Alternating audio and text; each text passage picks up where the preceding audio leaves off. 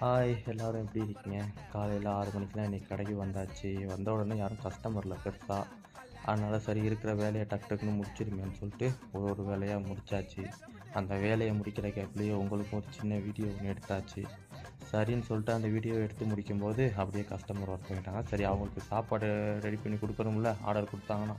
அப்போ அந்த சாப்பாடு ரெடி பண்ணும்போதும் சின்ன சின்ன வீடியோக்கெல்லாம் எடுத்து ஒரு மாதிரி சேர்த்து உங்கள்கிட்ட கொண்டாந்து சேர்த்துட்டேன். நீங்களும் பாருங்கள். பார்த்துட்டு நல்லா இருக்கா இல்லை நல்லா இல்லையான்னு கமெண்ட் பண்ணுங்கள்.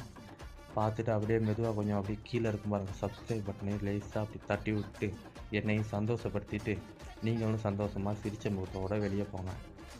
அப்படியே இதை பாருங்கள், பேக் பண்ணுறதை அப்படியே பாருங்கள். இது என்னன்னு கேட்டால் இது வந்து சபானக்குன்னா நம்ம ஊரில் கீரை. இது வந்து ஜாத்தரி, இதுவும் ஒரு கீரை மாதிரி தான். ஆனால் இதை காய வச்சு பவுடர் ஆக்கி இதோட எள்ளு அதெல்லாம் கலந்து போட்டு கொடுப்போம்.